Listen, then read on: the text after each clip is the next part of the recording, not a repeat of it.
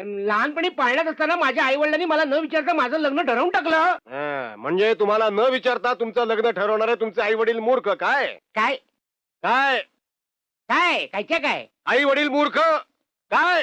काय काय सांगू. आधी गेले त्यांना तुम्ही हा प्रश्न विचारला नव्हता काय, त्यामुळे मला उत्तर माहित नाही. Get out. आई बाप मूर्ख काय? Get out! अहो पण मी कुठे म्हटलं की ते मूर्ख होते म्हणून.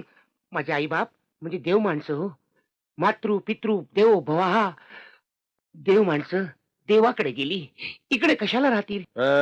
असा आदर पाहिजे आई बापाबद्दल. तुझा विचार करायला हरकत नाही.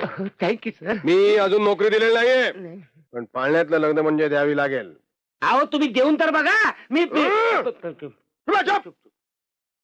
त्याआधी तुझी बायको मला बघावी लागेल. हो ते झालं.